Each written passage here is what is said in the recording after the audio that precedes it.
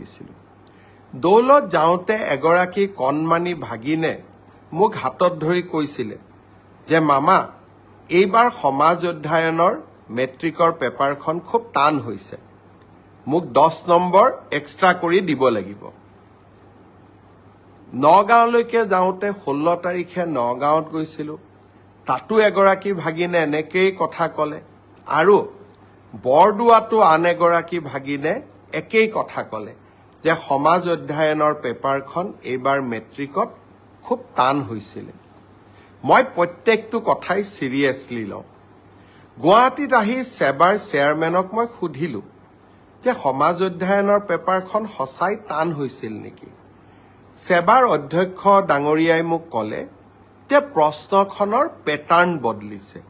যোৱা বছৰো প্ৰশ্নখনৰ পেটাৰ্ণ বদলোৱা হৈছিল আৰু এইবাৰো পেটাৰ্ণটো বদলোৱা হৈছে যাতে ছাত্ৰ ছাত্ৰীসকলৰ জেনেৰেল নলেজৰ পৰীক্ষা সেবাই ল'ব পাৰে।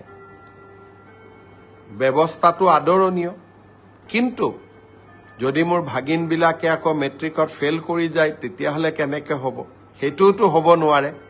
সেইকাৰণে মই সেবাৰ অধ্যক্ষক মই অনুৰোধ কৰিছোঁ যে আপুনি চাব, যদি মোৰ ভাগিনবিলাকৰ পৰীক্ষা সমাজ অধ্যয়নখনত বেয়া হয় কিন্তু আন পেপাৰবিলাকত ভাল হয়, তেতিয়াহ'লে এইবাৰ সমাজ অধ্যয়নত আমি সকলোকে অতিৰিক্তকৈ কিবা নম্বৰৰ ব্যৱস্থা কৰি হ'লেও ভাগিনসকলক মেট্ৰিক পাছ কৰাৰ সুবিধা কৰি দিব লাগিব। তেখেতে মোৰ অনুৰোধক বিবেচনা কৰিম বুলি প্ৰতিশ্ৰুতি দিছে, আৰু সেয়েহে ময়ো ভাগিনসকলক ক'ব খুজিছোঁ যে সমাজ অধ্যয়নৰ কাৰণে আমি আৰু চিন্তা কৰিব নালাগে, সকলোৱে মিলি চেষ্টা কৰিব যাতে আমাৰ পৰীক্ষাটো আমি ভবাৰ দৰে নহ'লেও আমি যাতে কিছু হ'লেও অতিৰিক্ত নম্বৰৰ সুবিধা লাভ কৰিব পাৰোঁ।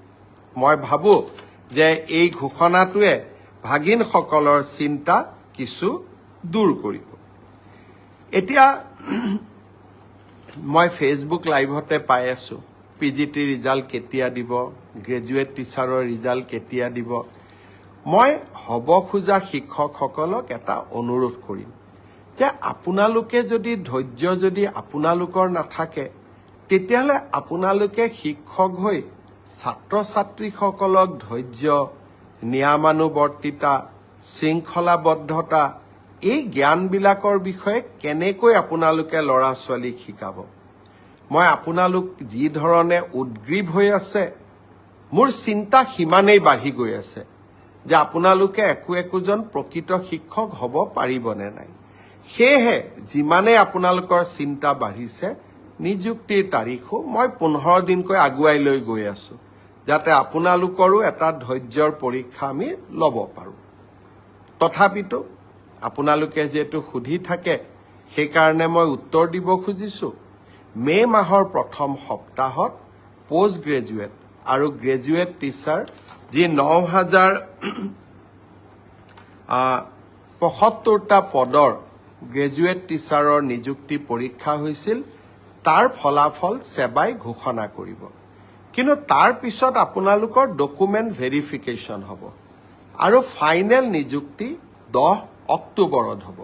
আৰু 10 অক্টোবৰলৈ আপোনালোকে ধৈৰ্য ধৰিবই লাগিব, কাৰণ আমিও আপোনালোকৰ অকণমান ধৈৰ্যৰ পৰীক্ষা কৰিব খুজিছোঁ।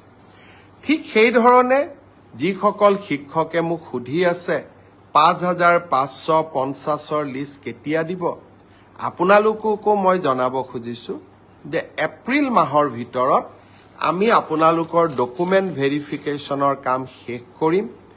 মে' মাহৰ পৰা আপোনালোকৰ প্ৰভিজনেল লিষ্ট ওলাব, কিন্তু নিযুক্তি 10 অক্টোবৰত হ'ব, আৰু তেতিয়ালৈকে আমি সকলোৱে ধৈৰ্য ধৰিম। কোনোবাই ক'ব পাৰে যে নতুন নিযুক্তিৰ ল'ৰা ছোৱালীয়ে যদি ইমান দেৰিকৈ দিওঁ তাতো পোষ্ট ল'ব নেকি? নহয়, নতুন নিযুক্তিৰ তালিকা 10 অক্টোবৰৰ পিছত ওলাব।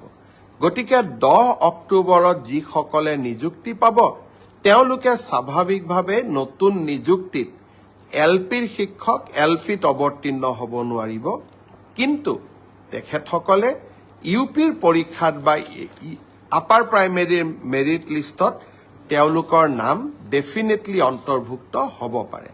গতিকে মই সকলোকে ধৈৰ্য ধৰিব ক'লো। গ্ৰেজুৱেট আৰু পোষ্ট গ্ৰেজুৱেট টিচাৰৰ ৰিজাল্ট মে মাহত, কিন্তু আফটাৰ ডকুমেণ্ট ভেৰিফিকেশ্যন নিযুক্তি 10 অক্টোবৰত। তেনেকৈ LP MEৰ 5,550ৰো ডকুমেণ্ট ভেৰিফিকেশ্যনৰ কাম এপ্ৰিল মাহত আমি সমাপ্ত কৰিম।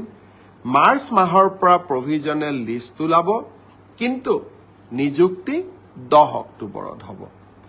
এতিয়া মই আহিছোঁ এটা নতুন চৰকাৰী আঁচনিৰ বিষয়ে।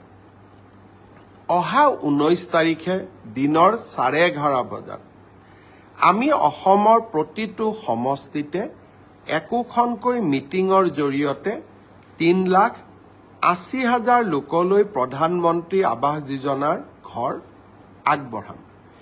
বহুতে মোক কেতিয়াবা প্ৰশ্ন কৰে যে পকা ঘৰ থকা লোকেও প্ৰধানমন্ত্ৰী আৱাস যোজনাৰ ঘৰ পাইছে। 19 তাৰিখে যিসকল লোকে আমাৰ পৰা অনুমোদন পত্ৰ ল'ব আহিব বা চৰকাৰৰ পৰা চেক পাব, তাৰ ভিতৰত যদি আপোনালোকে ভাবে যে কোনোবাই পাব নলগা লোকে এই ঘৰ পাইছে বা আমাৰ পঞ্চায়ত গ্ৰামোন্নয়ন বিভাগৰ লোকসকলে টকা পইচা সংগ্ৰহ কৰি নাপাবলগীয়া লোকক ঘৰ দিছে, যদিও মই বিশ্বাস কৰা নাই, আপোনালোকক অভিযোগ দিবৰ কাৰণেও আমি এটা ইমেইল নম্বৰ দিম, যাতে কোনোবা পকা ঘৰ থকা লোকেও যদি আৰু এবাৰ ঘৰ লৈছে আপোনালোকে অভিযোগ দিব পাৰিব আৰু অভিযোগ আমি পৰীক্ষা কৰিম। কিন্তু এতিয়া মই এটা নতুন কথা আপোনালোকক ক'ব খুজিছোঁ। এইবাৰ আৱাস যোজনাৰ আমি আকৌ নতুন জিঅ' টেগিঙৰ কাম আৰম্ভ কৰিছোঁ। জিঅ' টেগিং মানে আপোনাৰ ঘৰখনৰ ফটো লৈ আমি তাক আপলোড কৰিম আৰু যদি ঘৰ পোৱাৰ যোগ্য, অহাবাৰ ঘৰ পোৱাৰ তালিকাত আপোনালোকৰ নাম আমি সন্নিৱিষ্ট কৰিম। পঞ্চায়ত আৰু গ্ৰামোন্নয়ন বিভাগৰ কৰ্মচাৰীসকলে এই ক্ষেত্ৰত দুৰ্নীতি বা ৰাইজৰ পৰা টকা পইচা বিচাৰে বুলি বহুতে অভিযোগ কৰে।